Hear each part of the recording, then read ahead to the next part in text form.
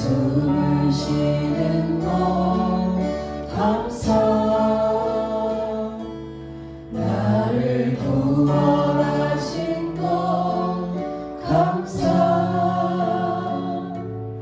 내 뜻대로 안 해도 주가 인도하신 것 모든 것 감사, 내게 주신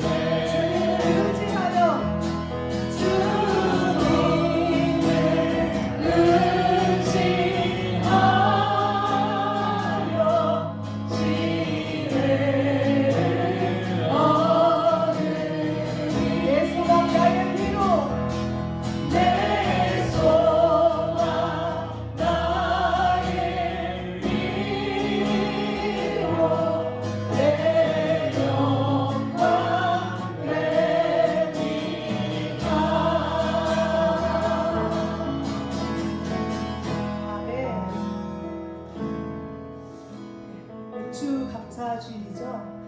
우리나라에 와서는 우리가 주님 앞에 우리 어떤 소득으로 감사드릴 수 있는 게 보리 추수하고 벼의 추수가 우리나라의 실정에 맞춰져서 이렇게 맥주 감사주일이 되는 것 같은데 참 1년의 절반인 6개월을 지내고 나서 이렇게 맥주 감사주일로 이렇게 맞춰진 것 같습니다. 천국처럼 우리는 주님 앞에 감사할 것밖에 없는 것 같아요. 그리고 그 감사함이 넘쳐서 두 번째 꼭 우리는 또한 주 없이 살 수 없습니다. 우리가 정말 주님의 그 은혜 안에 머물 때 우리의 연약함이 더더욱 많이 보일 것 같고요.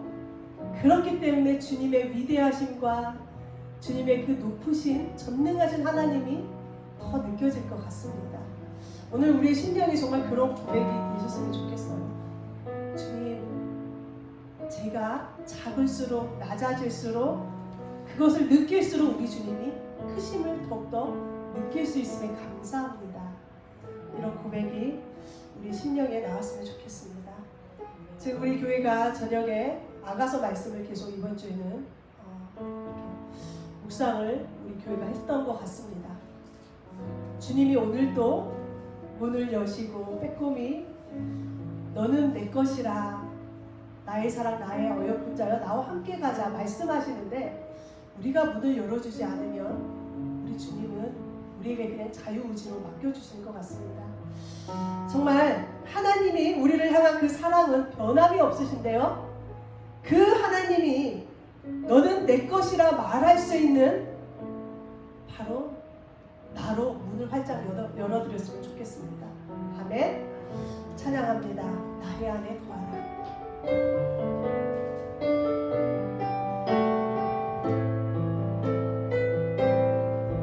우리 주님의 음성으로 들으시길 바랍니다. 나의 안에 거하라. 나의 안에 거하라. 나는 내 하나님이니 모든 환난 가운데 너를 지키는 자라. 두려워하지 말라. 내가 널 도와주리니 놀라지 말라. 내 손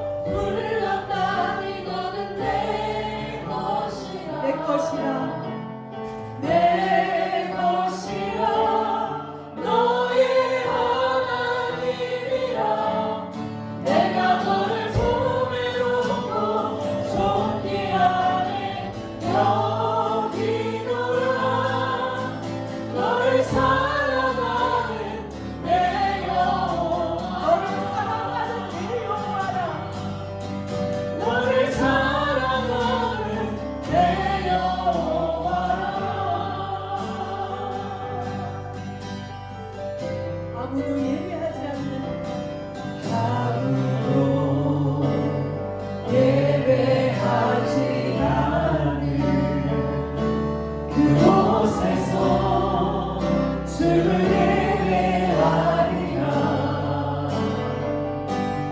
아무도 찬양하지 않는 그곳에서 나 주를 찬양하리라. 누구도 헌신하지 않는 누구도 헌신하지 않는 그곳에서 주께 헌신하리라. 누구도 증거하지 않는 그곳에서 나 주를 증거하리라. 내가 맡은 모든 땅 주를 예배하게 하소서. 주의 보혈로 덮어지게 하소서. 내가 섬기고 주의 거룩한 곳 되게 하소서. 주의 향기로 물들이소서. 우리 청년들 아무도 예배하지 않는 아무도 예배하지 않는 그곳에서 주를 예배하리라. 아무도 찬양하지 않는 그곳에서 나 주를 찬양하리라. 누구도 헌신하지 않는 그곳에서 주께 헌신하리라. 누구도 증거하지 않는 그곳에서 나 주를 증거하리라. 내가 받는 모든 땅 주를 예배하게 하소서. 주의 보혈로 덮어지게 하소서. 내가 섬기고 주의 거룩한 곳 되게 하소서. 주의 향기로 물들이소서. 내가 받는 모든 땅 주를 예배하게 하소서. 주의 보혈로 덮어지게 하소서. 내가 섬기고 주의 거룩한 곳 되게 하소서. 주의 향기로 물들이소서. 아멘. 아멘. 오늘 맥주 감사절을 지키면서 하나님께 영광의 예배를 올려드리는 우리 모두가 되시기를 간절히 소망합니다. 요즘 이렇게 이야기를 들어보면 맥주 감사절을 지키지 않는 교회들도 있다고 그런 말을 들었습니다. 물론 교회의 사정상 맥주 감사절을 드리지 못하는 경우도 있겠죠. 그런데 그 이유가 단순히 도시에 있는 교회로서 보리 농사나 밀 농사를 짓지 않는데 굳이 맥주 감사절을 지킬 이유가 없다라는 그런 이유로 맥주 감사절을 지키지 않는다면 정말 큰일일 것입니다. 그것은 맥주 감사절에 하나님께서 우리에게 첫 열매를 드리라 그렇게 명령하신 뜻이 분명히 있기 때문이에요. 단순히 보리 농사를 짓고 밀 농사를 짓고 곡식을 추수해서 맥주 감사절을 드리라는 그것이 아니라 이 맥주 감사절을 드리라고 그렇게 명령하신 하나님의 뜻을 우리가 제대로 알고 그 뜻 가운데 우리의 믿음이 온전히 세워져야 할 것입니다. 맥주 감사절에 첫 열매로 드리라고 명령하신 하나님의 뜻을 제대로 모르고 있다면 정말 문제인 것이죠. 우리의 신앙은 우리 마음의 자세가 정말 중요합니다. 하나님께서는 강조하여서 말씀하시는데 듣는 우리가 대충대충 받아들인다면, 하나님께서는 아주 엄중하게 말씀하시는데 우리는 그냥 장난처럼 받아들인다면, 하나님은 피를 토하시듯 말씀하시는데 우리는 그저 스쳐 지나가듯 받아들인다면 정말 문제 아니겠습니까? 진리의 말씀, 생명의 말씀, 하나님의 말씀은 모든 사람들에게 동일하게 적용되어지는 말씀입니다. 하나님의 말씀은 모든 사람에게 차별이 없죠. 하나님의 말씀은 모든 사람에게 능력이요, 영광이요, 생명이요, 사랑인 것입니다. 그런데 하나님의 말씀을 받아들이는 사람들의 자세, 하나님의 말씀을 받아들이는 그 마음의 자세가 어떠하냐에 따라 하나님의 역사하심이 달라지는 것이죠. 이에 대해 예수님께서는 씨 뿌리는 비유에 대해서, 씨 뿌리는 비유를 통하여서 우리에게 그것을 분명하게 알려주셨는데요. 동일한 하나님의 말씀에 씨앗이 뿌려졌어요. 동일한 하나님의 말씀이 사람들의 마음에 뿌려졌다는 것이죠. 어떤 사람은 길과 같은 마음이요, 어떤 사람은 돌짝밭과 같은 마음이요, 어떤 사람은 가시떨기밭과 같은 마음이고, 또 어떤 사람은 아주 잘 기경된 좋은 땅과 같은 마음이죠. 이렇게 각각의 마음에 동일한 하나님의 말씀이 뿌려졌습니다. 그런데 열매를 맺는 그 말씀은 어디에 떨어진 말씀입니까? 열매로 맺혀지는 말씀, 좋은 땅에 뿌려진 말씀뿐이 있습니다. 그러므로 우리가 어떠한 마음의 자세로 하나님의 말씀을 받고 그 말씀을 이루어가는지가 정말 중요한 거예요. 하나님의 말씀을 듣고 하나님의 말씀을 깨닫고 하나님의 말씀대로 하나님의 뜻대로 행하려는 부드러운 마음, 즉 잘 기경된 좋은 땅과 같은 마음이 우리들에게 있어야 할 것입니다. 그러므로 오늘 말씀을 나눌 맥주 감사절의 의미를 올바로 깨닫고 하나님의 뜻대로 행하는 것이 정말로 중요하다는 사실을 우리는 기억해야 할 것입니다. 우리는 흔히 맥주절이라고 부르는 절기, 이 절기를 때로는 초실절이라고 부르기도 하고 또 칠칠절이라고 부르기도 합니다. 그런데 우리가 보게 되면 이 맥주절이라는 이 절기는 초실절, 그리고 칠칠절, 그리고 그 다음에 오는 오순절에 걸쳐 있는 절기임을 알 수 있죠. 물론 성경을 보고 되면 그 맥주절을 초실절로 그렇게 말씀을 하고 있지만, 실제적으로 말씀의 그 의미를 보게 되면 이 맥주절이라는 것은 초실절, 칠칠절, 그리고 마지막 오순절과 연계가 되어 있다는 것입니다. 한 해의 수확을 거둘 때에 이제 첫 이삭 열매, 첫 열매를 하나님께 감사의 마음을 담아 예물로 올려드리는 절기가 맥주절이라고 우리는 알고 있습니다. 오늘 본문 말씀 9절에서 11절 우리 한번 다시 한번 함께 보도록 하겠습니다.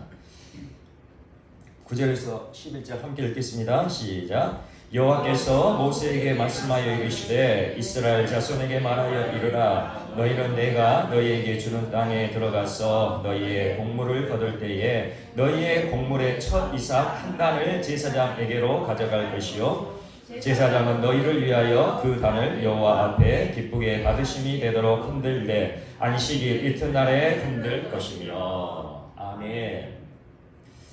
하나님은 이스라엘 백성들에게 명령하셨어요. 이것은 동일하게 우리들에게도 명령하신 거죠. 하나님의 백성들에게 명령하신 것, 바로 우리들에게도 명령하신 것입니다.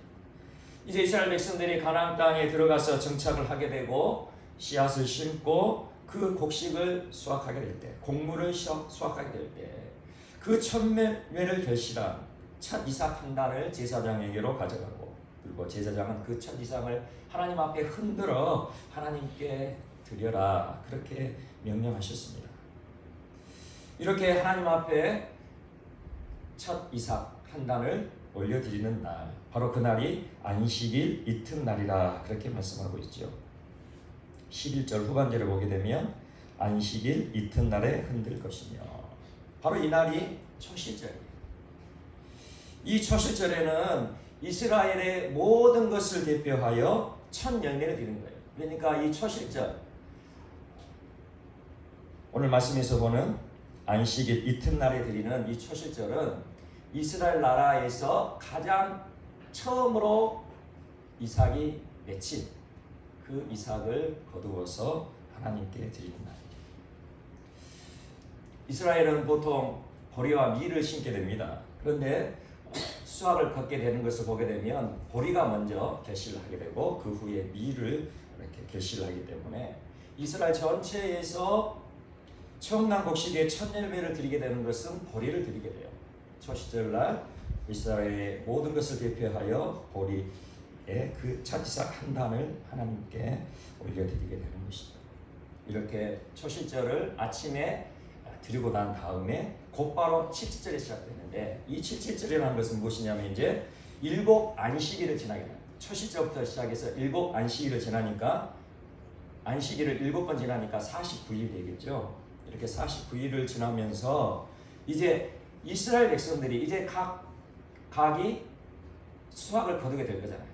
초실절에는 이스라엘 대표에서 가장 먼저 결실하게 된 이삭 한 단을 하나님께 바치고, 이제 그것을 바친 다음에는 이제 이스라엘 백성들 각자가 거둔 그 곡식들이 있을 거잖아요. 그 곡식의 첫 열매를 이 칠칠절 기간 동안 드리게 되는 것입니다. 그리고 칠칠절이 지나고 나면 이제 무슨 날이 오게 되죠?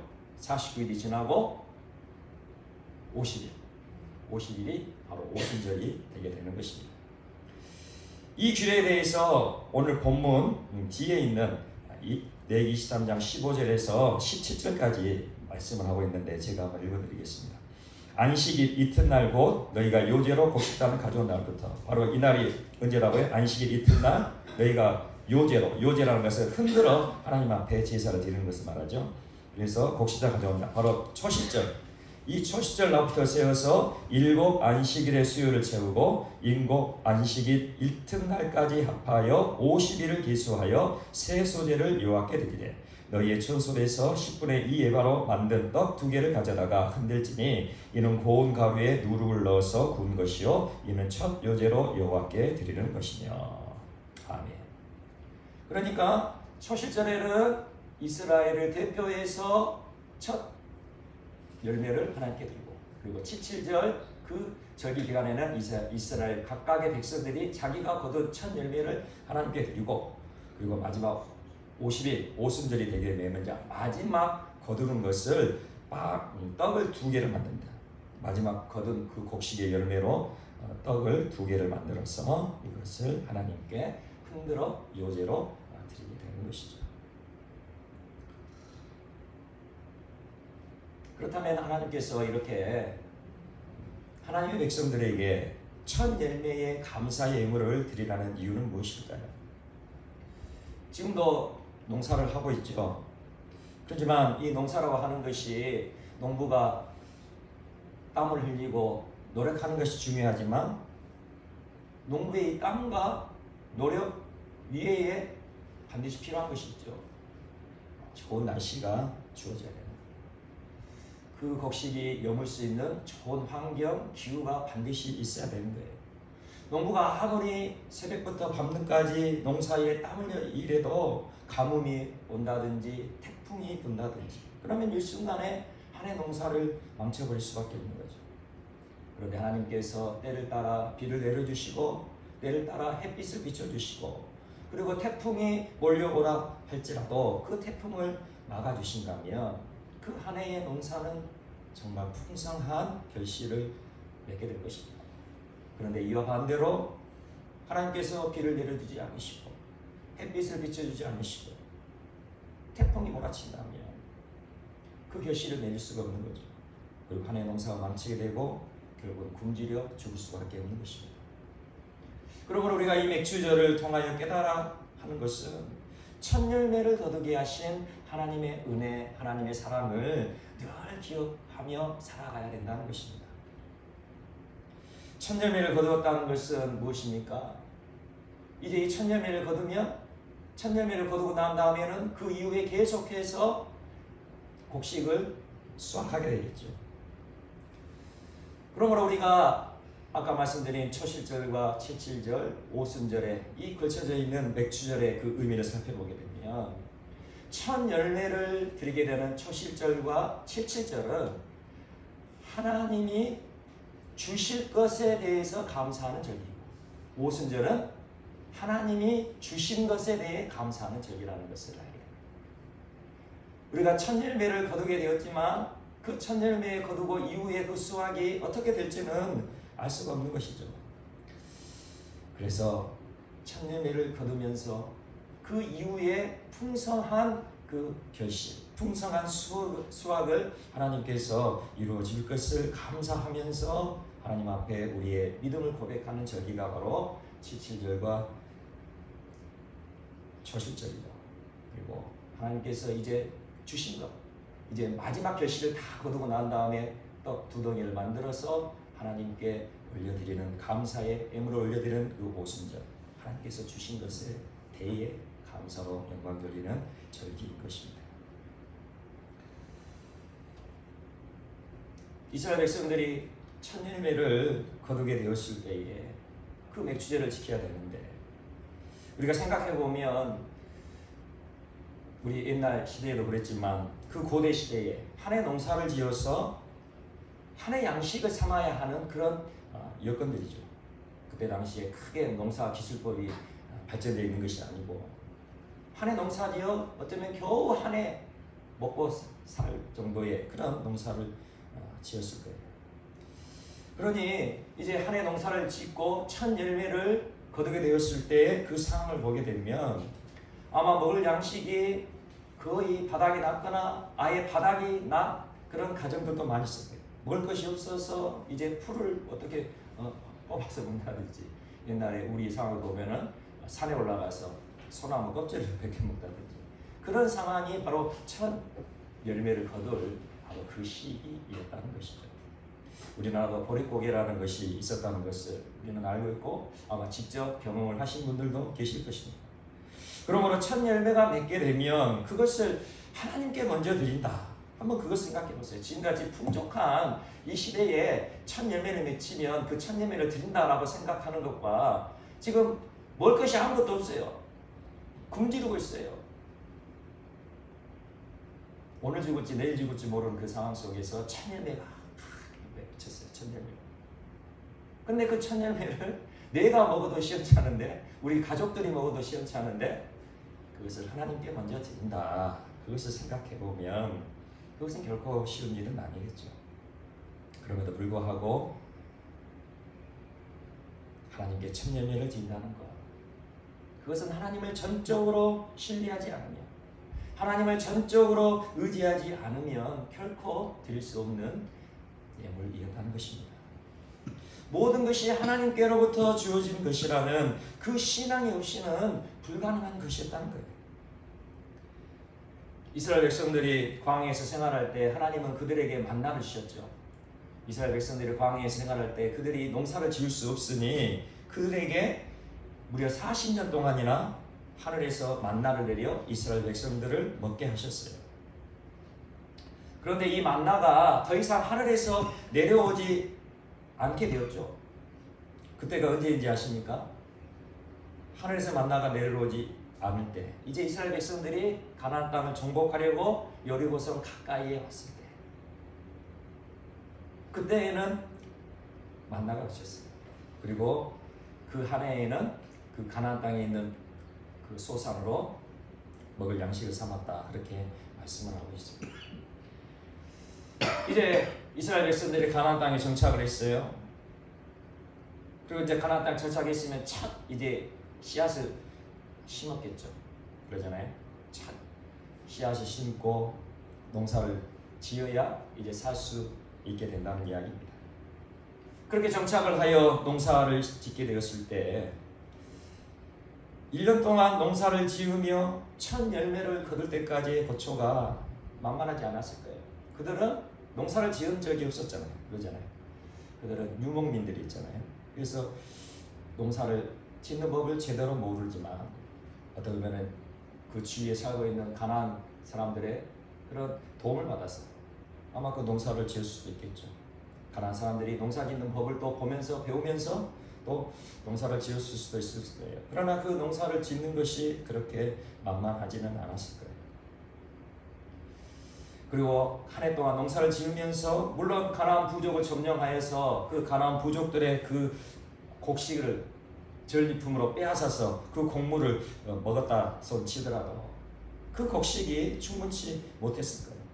어려움을 겪으며 그렇게 한 해의 송산을 일고 갔을 것입니다. 정복 전쟁을 위하여 또 흘린 피는 얼마나 많습니까? 그렇게 가나안 땅에 들어가서 정복 전쟁을 하며 승리를 거두었지만 그 승리를 거두는 과정 속에서는 분명히 사상자가 있었을 거예요. 그렇게 정복 전쟁을 위하여 흘린 피와 그리고 한 해의 농사를 위해 흘린 땀의 결과로 첫 열매를 맺게 되었을 때에 그 첫 열매를 바라보는 하나님의 백성들, 이스라엘 백성들의 마음은 얼마나 또 감격스러웠을까요? 지금까지 하나님께서 돌보시고 지켜주셨던 그 은혜, 사랑이 생각되어지고 감사와 찬양이 저절로 올려졌을 거예요. 그 첫 열매의 그 애물은 이스라엘 백성들의 그 뜨거운 눈물이 범벅되어진 그 첫 열매의 애물이 되었을 것이라 저는 생각되어집니다. 그런데 우리 삶을 보게 되면 우리가 하나님 앞에 첫 열매로 그렇게 드려지는 그런 삶을 살아가게 되어질 때 첫 이삭처럼 첫 이삭이 맺혀지면 그것이 이렇게 풍성하게 맺어지는 것은 아니잖아요. 그렇게 첫 이삭이 맺혀 첫 열매가 맺어지는 것처럼 때로는 우리의 마음이 충족하게 만족되지 못할 때가 있다는 것이죠. 우리 삶을 살아가다 보면 첫 이삭을 바라보는 그 마음이 이스라엘 백성처럼 그렇게 감격과 감사와 정말 뜨거운 그런 감사의 눈물로 범벅이 되는 그런 첫 열매가 될 수도 있지만 때로는 그 첫 이삭이 첫 열매가 너무나도 보잘것이 없어서 마음의 충족됨이 없을 때가 있다는 거예요. 아마 이스라엘 백성들도 그랬을 거예요. 각자의 첫 열매를 드리는 칠칠절을 통하여 하나님께 첫 열매를 드리지만 그 첫 열매에 드리는 그 마음이 감사보다는 아심 속에서 그렇게 드려지는 그 애물도 있었을 거라는 거죠. 농부가 봄에 씨앗을 뿌릴 때에 기대와 소망을 갖게 되죠. 가을에 풍성한 그런 수확을 기대하면서 그렇게 씨를 뿌리게 될 거예요. 올해의 수확이 100배가 되기를 그렇게 바라면서 열심히 땀 흘려 수고했는데 막상 가을에 수확을 해보니 30배 정도밖에 수확을 못 맺힌 거예요. 그렇다면 그 충족되지 못한 아쉬움이 있는 거죠. 또 다른 사람들을 보게 되니까 다른 사람들은 60배, 100배의 수확을 만약 거두었다면 그 아쉬움은 더 클 수밖에 없겠죠. 그럼에도 불구하고 하나님의 백성들, 우리들은 첫 열매 감사 신앙을 붙들어야 된다는 거예요. 왜입니까? 하나님께서 분명히 이렇게 말씀하셨기 때문에 출애굽기 13장 12절에 이렇게 말씀합니다. 너는 태에서 처음 난 모든 것과 내게 있는 가축의 태에서 처음 난 것을 다 구별하여 여호와께 돌리라. 수컷은 여호와 것이니라. 하나님께서는 우리 사람의 태에서 난 첫 것뿐만 아니라 가축의 태에서 처음 난 것도 다 구별하여 하나님께 드려야 했어요. 바로 그것이 하나님 것이라 그렇게 말씀하시면서 첫 것은 하나님 것이라 그렇게 말씀하시면서 그 첫 것은 하나님께 바쳐라, 하나님께 드려라, 나에게 바쳐라 그렇게 말씀하셨어요. 지금 이 맥주절의 이 첫 열매도 이와 같은 거죠. 맥주절의 이 곡식의 첫 열매, 이 첫 열매도 하나님의 것이니 내가 하나님께 바쳐라 그렇게 말씀을 하고 있는 거예요. 우리의 첫 열매 수확이 30배가 아니라 만약 10배밖에 안 됐어요. 아니 단 한 톨의 수확밖에 못 거뒀어요. 그랬을지라도 하나님은 우리에게 첫 열매 감사 신앙을 명령하고 있음을 기억하시기 바랍니다. 우리가 풍성하게 열매를 맺혀서 만족하게 우리가 결실을 맺혀서 첫 열매 감사 신앙을 이루어가는 것이 아니에요.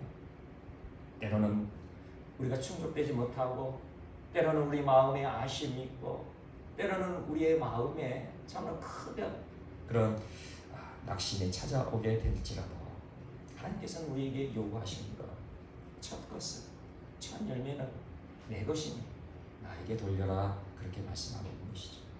왜 그렇습니까? 우리는 이 하나님의 명령에서 창세기 1장 1절을 보게 됩니다. 우리가 처음 하나님의 말씀을 보게 될 때 창세기를 보게 되죠. 그리고 창세기 1장 1절 봅니다. 그 창세기 1장 1절에 어떻게 기록되어 있습니까? 태초에 하나님이 천지를 창조하시니라. 어떤 사람은 이 창세기 1장 1절 이 한 절을 넘어가는 데에 수년, 어쩌면 수십 년이 지나가는 사람도 있어요. 왜냐하면 이 말씀이 믿어지지 않으니까. 태초에 하나님이 천지를 창조하셨다는데 이것이 마치 전설처럼 신화처럼 그렇게 느껴진 거죠. 그런데 태초에 하나님이 천지를 창조하시니라, 이 말씀의 의미가 무엇입니까? 이 세상의 모든 것이 다 하나님께로부터 왔다는 거예요. 우리가 정말 이 창세기 1장 1절 태초에 하나님이 천지를 창조하시니라, 이 말씀이 믿어진다면 우리의 신앙은 바로 천열매 감사 신앙으로 이어져 가야 된다는 거예요. 하나님께로부터 모든 것이 왔습니다. 나의 것뿐만 아니라 이 세상의 모든 것이 다 하나님께로부터 왔으니 우리는 얼마든지 천열매 감사 신앙으로 하나님께 영광 돌릴 수 있다는 것입니다. 100배의 수확을 주신 이도 하나님이세요. 60배의 수확을 주신 분도 하나님이시고 30배의 수확을 주신 분도 하나님이시죠. 설령 한 톨의 수확이 있더라도 그 한 톨의 수확을 주신 분도 하나님이심을 믿으시길 바랍니다. 제가 최근에 북한에서 탈북하신 분의 간증을 들었는데, 북한에서 예수님을 믿고 신앙을 가지고 이렇게 탈북하신 분의 간증이죠. 근데 그분이 원래는 신앙을 갖지 못했죠. 북한이 우리가 알고 있다시피 예수님을 믿는다고 하는 것만 발각되면, 예수님을 믿는다는 그 말만 하게 되면, 그리고 예수님을 믿는다 하면서 같이 예배하고 있다면, 그것이 발각된다면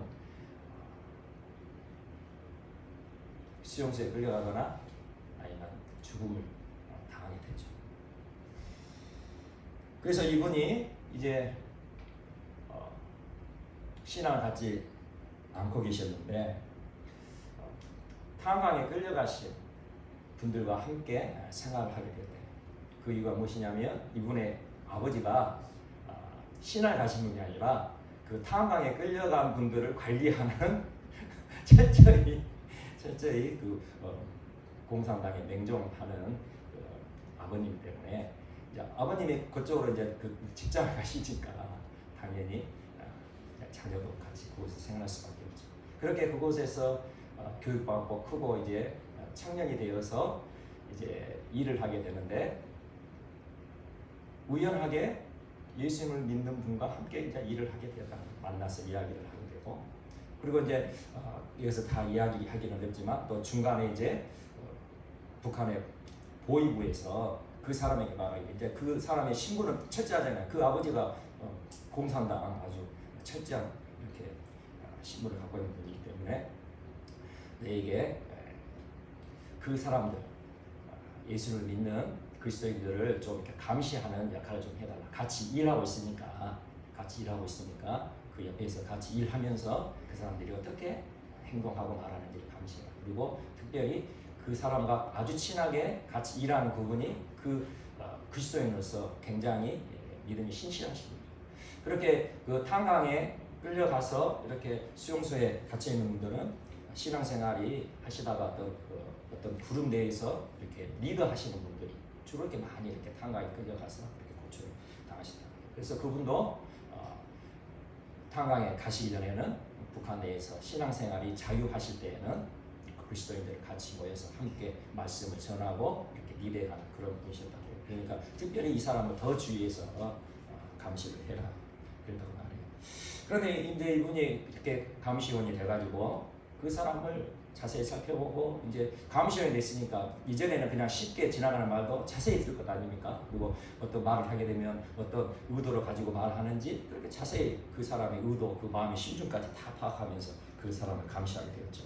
그런데 그분의 고백이 뭐냐면 그분 안에 인간적인 나 그리고 사회적인 나 그리고 죄에 대한 악조차 발견하기가 너무 어렵다. 그 사람에게는 악을 발견하기 어렵다. 같이 생활하면서 이야기하고 행동하고 그런 모든 것을 지켜보는데 그 사람 안에는 악이 없다는 거예요. 우리가 쉽게 생각해 보면 그렇게 탄광에 끌려가서 고초를 당하고 있으면 어떤 기도를 해야 될까요? 빨리 북한 공산 정권이 무너져가지고 해방될 수 있게 해달라, 자유롭게 생활하게 해달라 그런 기도를 하지 않겠습니까? 그런데 그분과 또 그분과 함께 예배를 드리는 그리스도인들은 그런 기도를 하지를 않는다는 거예요. 북한 정권이 무너지기 위해서 그렇게 발벗고 뛰어다니는 것이 아니라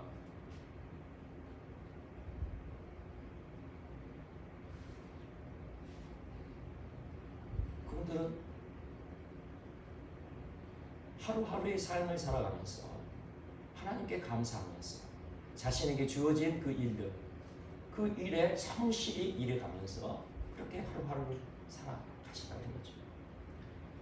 그리고 또 그분들이 우리 남한, 우리 대한민국을 위해서도 기도하는데 어떤 기도를 하느냐? 다른 기도는 안 하시네요. 어떤 기도를 하시느냐? 우리나라에 있는 교회를 위해서 기도를 하신다. 우리나라 교회. 그분들도 우리나라 남한에는 마음껏 찬양하면서 하나님을 예배한다는 것을 다 알고 계신대요. 밤에는 이렇게 극동방송이나 그런 우리나라 그 기독교 방송을 들으면서 다 이렇게 알고 있기 때문에 우리나라에서는 마음껏 찬양을 하고 그렇게 예배한다는 걸 알고 계시기 때문에 그것을 감사한다는 거예요. 우리나라 반쪽 저 아래에 하나님께서 복음을 전파하시고 교회를 세우셔서 마음껏 하나님의 은혜에 감사하면서 하나님을 찬양하며 그렇게 교회가 세워진 것에 감사하고 그렇게 하나님을 찬양하며 마음껏 찬양하는 그 교회들이 더 많이 세워지기를 하나님께 기뻐하며 감사하며 예배하는 교회들이 많이 세워지기를 부흥하게 되기를 그렇게 기도를 하신다고. 그래서 이렇게 힘들고 어려운 그런 생활을 하면서도 그들의 입술에는 불평이 있다. 그래서 그 감시하는 분이 놀랬다는 거죠. 어떻게 보면 그렇게 수용소와 같은 그런 걸 생활하시는 분이라면 북한에서도 가장 열악한 환경에서 생활하시는 분들이죠. 그리고 그곳이 어떤 곳이냐면 우리가 보통 생각하면 아오지 탄광 그러면은 굉장히 위험하고 참으로 열악하고 고통스러운 곳이라 생각하잖아요. 근데 어떻게 보면은 지금 그분이 생활했던 곳에 비하면 아오지 탄광은 아주 더 좋은 곳이랍니다. 아오지 탄광은 일제시대부터 개발이 되었기 때문에 모든 탄광들이 잘 개발이 돼 있어가지고 일하는데 별로 이렇게 문제가 발생하지 않아요. 그런데 이제 새로 개발된 탄광 있잖아요. 새로 개발된 탄광 있지 않습니까? 새로 굴을 파야 되고 모든 설비를 만들어야 되고 근데 그 설비를 만들 때 어떤 기술이 없으니까 사고가 날 수밖에 없죠. 처음 막 개발하고 그러니까 그런 곳에 그리스도인들을 보낸다는 거죠. 어차피 너희들은 죽을 사람이니까 가서 일하다가 비행이 무너지든지 아니면 폭발 사고가 나든지 너희들은 죽어라 하고 그런 곳에 보낸다는 거예요. 그런 곳에서 생활하시면서도 그분들에게는 불편이 없다. 그분들에게는 감사가 있다. 악이 없다. 그래서 그분이 놀라게 되었고 결국은 그분이 전하는 복음을 듣고 그분이 예수님을 영접하고 그리스도인이 되어서 나중에 탈북해서 우리나라까지 왔다. 그래서 우리나라에서 그것을 간증을 하시다. 우리가 생각해 보면 우리와는 너무 다른 환경이죠. 그러나 우리의 마음의 자세는 그 북한에 있는 그리스도인들의 그 마음과 동일해야 할 것입니다. 하나님께서 우리에게 성경을 주신 것은 동일한 성경을 주셨잖아요. 북한에 있는 그리스도인들이 보는 성경이 다르고 우리가 보는 성경이 다르고 그렇지는 않습니다. 북한에 있는 그리스도인이 보는 성경과 우리가 보는 성경이 동일하다는 것은 하나님을 향한 우리의 마음의 자세, 믿음의 그 태도가 동일해야 한다는 것이죠. 때로는 우리가 생각합니다. 아이고 우리가 북한 같은 그렇게 어렵고 힘든 그런 상황에 되면 그렇게 믿지 어떻게 우리 같은 상황에서 그렇게 믿냐, 좀 그렇게 좀 생각하실 수도 있을 것 같아요. 그러나 하나님이 원하시는 것은 동일한 믿음이라는 거죠. 어떤 상황이 있든지 어떠한 여건이 있든지 어떠한 조건이 있든지 하나님이 원하시는 그 마음의 자세, 믿음의 태도는 동일한 것입니다. 부드러운 마음으로 잘 기경된 좋은 땅으로 열매 맺는 그 마음, 그리고 그 믿음이 되어야 하는 것이죠. 우리가 생각해 보면 이 북한에 있는 그리스도인들 과연 첫 열매에 감사할 수 있는 것이 무엇일까 생각되시잖아요. 첫 열매에 감사. 무엇으로 첫 열매를 감사를 하죠? 그저 하루 버텨내고 하루 먹고 사는 것이 급한, 하루 그냥 살아가는 것이 감사할 그런 비참하고 비참한 그런 상황 속에서 정말 천년의 감사 신앙을 어떻게 간직할 수 있을까요? 그런데 그분의 간증을 들으면서 이것이 바로 첫 열매의 감사 신앙이구나 라는 것이 느껴졌어요. 지금 나의 상황은 아무것이 없죠. 첫 열매라고 맺혀졌어도 손에 잡을 만한 그런 첫 열매도 없어요. 눈에 보기에 좋을 만한 그런 첫 열매도 없죠. 오늘 이 하루를 생각해 보면 그저 한숨을 내쉴 수밖에 없고 아심 속에, 절망 속에, 낙심 속에 살아갈 수밖에 없는 그 상황이지만 이 모든 것이 하나님께서 주신 것이다. 그 믿음을 가지고 살아가는 거예요. 그 북한의 그리스도인들은 그 북한 그 악독한 정권에 대해서 욕을 하지 않는다는 거예요. 그런데 딱 한 가지는 이야기를 한대요. 무엇을 이야기하느냐? 북한의 우상 섬기는 그거. 북한이 기독교를 모방해서 주체사상을 만들고 북한에 있는 수렵, 김일성, 김정은을 마치 하나님처럼 그렇게 섬기는 하나의 종교잖아요. 바로 그것은 이야기합니다. 북한이 기독교를 모방해서 그렇게 사람을 우상으로 섬겨서 하나님으로 섬기는 그것은 안 된다. 그렇게 말하면서도 하나님께서 그들을 벌하실 것이다. 그렇게 말합니다. 자신들이 뭔가를 이렇게 기도해가지고 저 악한 정권이 무너져라. 악한 정권이 이제 완전히 패망해라. 그렇게 기도하는 것이 아니라 하나님께서 그들을 벌할 것이다. 하나님께 그 모든 것을 맡기는 것이다. 하나님께서 이루실 것이다. 나는 오늘 하루를 하나님의 그 은혜와 사랑 안에서 성실히 살아가는 것, 바로 그것만이 나의 믿음의 삶이다 라는 고백이 바로 북한에 있는 그리스도인들의 신앙의 모습임을 저는 깨닫게 되었습니다. 천념의 감사 신앙, 앞으로 주실 것들에 대한 그 소망과 기대와 믿음을 가지고 살아가는 신앙. 그 북한에 있는 그리스도인들의 그 천열매 감사 신앙은 무엇입니까? 지금의 삶은 비참하고 지금의 삶은 비참할지라도 영원한 하나님 나라를 소망합니다. 앞으로 하나님께서 나에게 주실 그 영원한 천국의 그 영광을 바라보며 그렇게 살아가는 신앙, 바로 그것이 천열매 감사 신앙이 아닐까 그렇게 생각되어집니다. 우리를 구원하시기 위하여 십자가에 피해를 죽으신 예수님, 그 예수님도 부활의 첫 열매로 드려지셨습니다. 고린도전서 15장 이렇게 말씀하죠. 그러나 이제 그리스도께서 죽은 자 가운데서 다시 살아나사 잠자는 자들의 첫 열매가 되셨도다. 예수 그리스도께서 죽은 자 가운데서 다시 살아나사 잠자는 자들의 첫 열매가 되셨도다. 예수님께서 부활의 첫 열매가 되셨다는 거예요. 그런데 우리가 한번 생각해 봐야 할 것은 예수님께서 십자가에 죽으시고 부활하신 날이 언제인지 아십니까?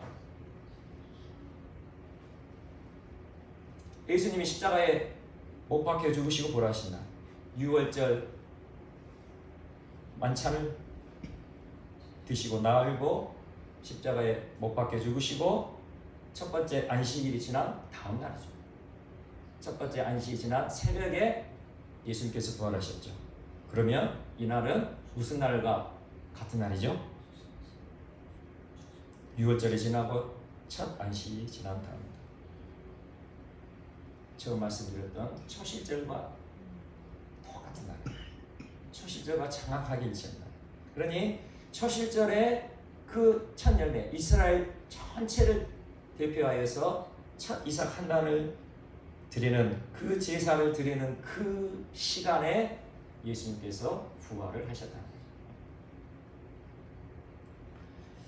이제 그리스도께서 죽은 자 가운데서 다시 살아나사 잠자는 자들의 첫 열매가 되셨도다. 예수님은 첫 실절의 부활의 첫 열매로 하나님께 드려졌다는 것이에요.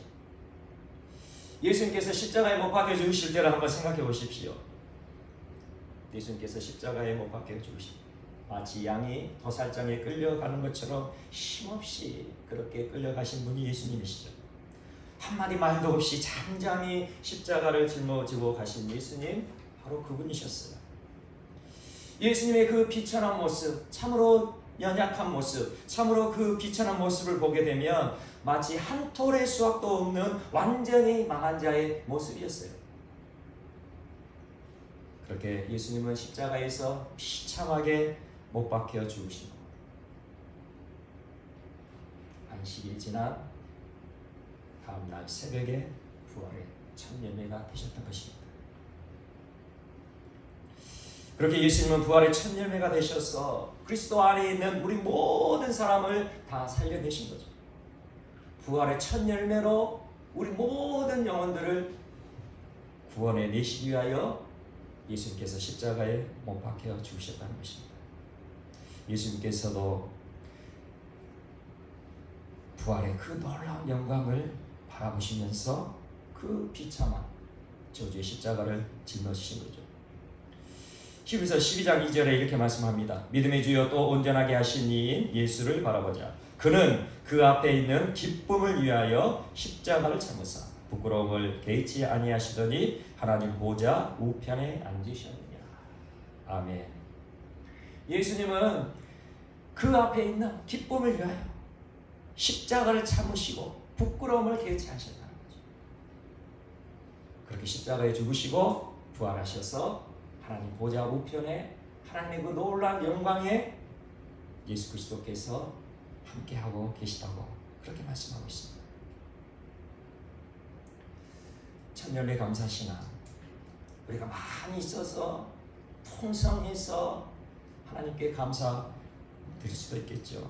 그러나 우리 삶에 너무나도 보잘것없고 너무나도 볼품없고 너무나도 비천한 그것을 가지고 하나님 앞에 감사할 수 있다면, 그리고 그 감사를 통하여 하나님께서 앞으로 이루어질 것에 더 믿음의 소망을 가지고 하나님 앞에 더 가까이 갈 수 있다면, 이것이 바로 예수 그리스도께서 그 앞에 있는 기쁨을 위하여 십자가를 참사 그 부끄러움을 개의치 아니하시더니 하나님 보좌 우편에 앉으셨다는 그 놀라운 영광의 자리로 나아가는 우리의 믿음이 되지 않겠습니까?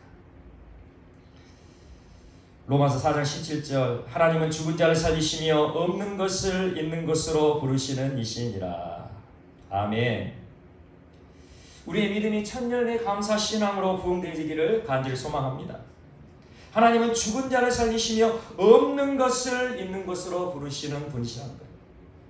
지금 우리 손에는 아무것도 없고 우리 손에는 보잘것없고 우리 손에는 볼품 없고 우리 손에 비천할지라도 나의 마음, 나의 이 부드러운 마음, 하나님을 향한 이 뜨거운 마음을 우리 하나님께 드리며 없는 것을 있는 것으로 역사하시는 하나님의 그 놀라운 영광이 우리 삶 가운데 열매 맺혀질 것입니다. 우리 삶의 모든 것이 나의 생명까지도 하나님이 주신 것임을 믿으며 나아가기를 소망합니다. 나의 삶에 있는 모든 것, 나의 생명까지도 하나님께서 주신 것임을 믿으며 그렇게 감사하며 살아가는 우리 모두가 되시기를 간절히 축원합니다.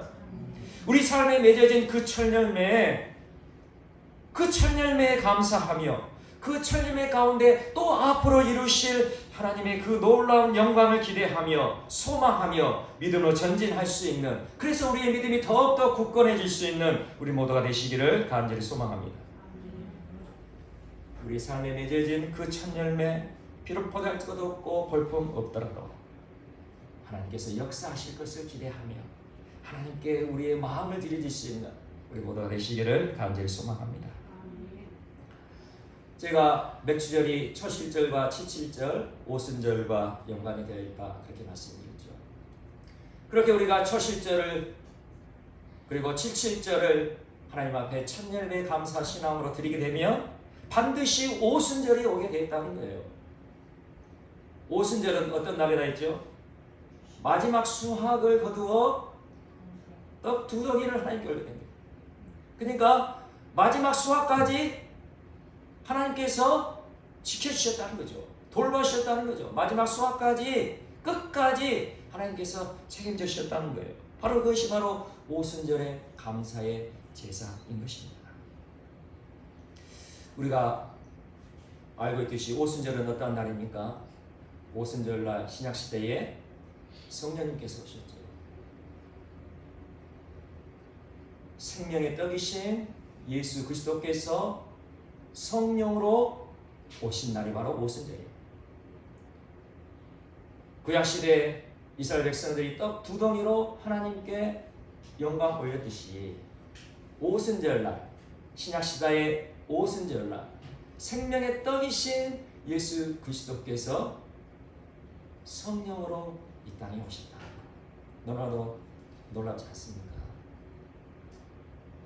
우리가 첫 열매 감사신앙, 그 감사신앙을 간직하면서 믿음으로 그렇게 나아가면 우리의 삶의 오순절이 오게 된다는 거예요.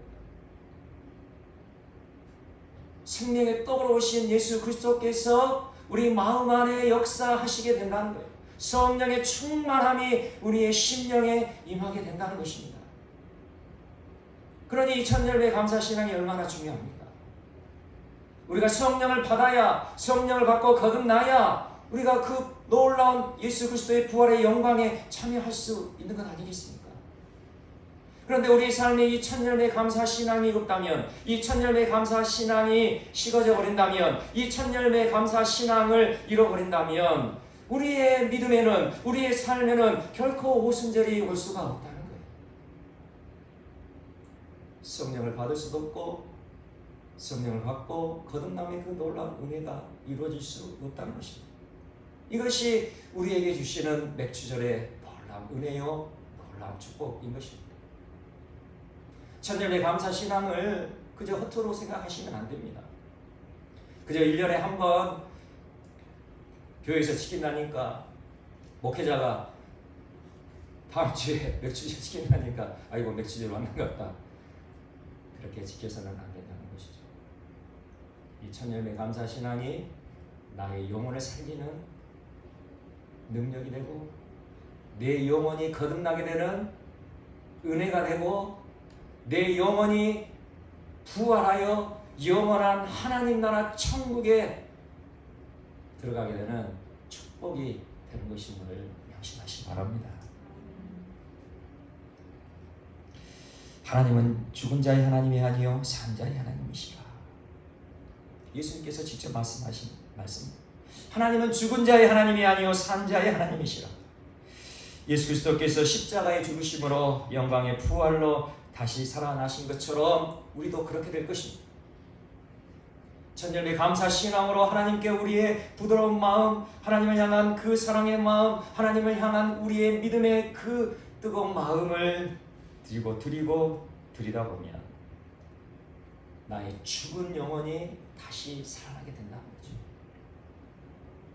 부활의 그 놀라운 영광이 우리의 심령에, 우리의 삶에 우려지게 될 것입니다.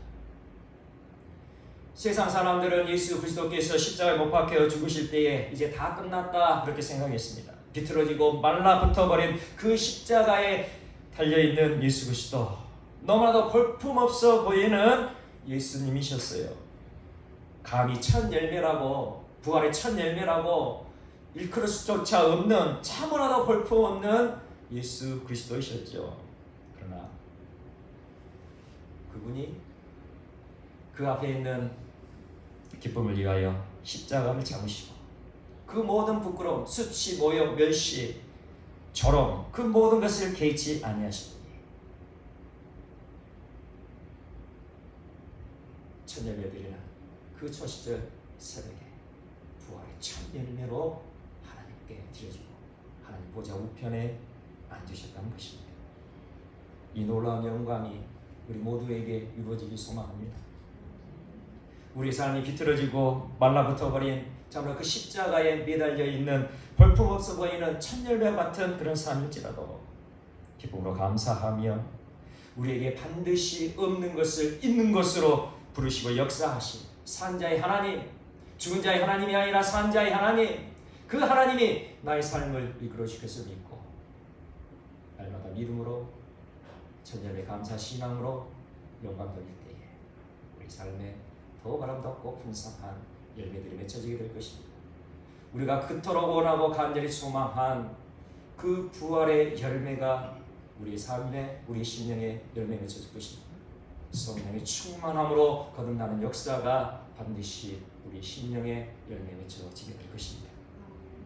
이 믿음으로 날마다 하나님 앞에 감사함으로 믿음으로 나아갈 수 있는 우리 모두가 되시기를 간절히 축원합니다.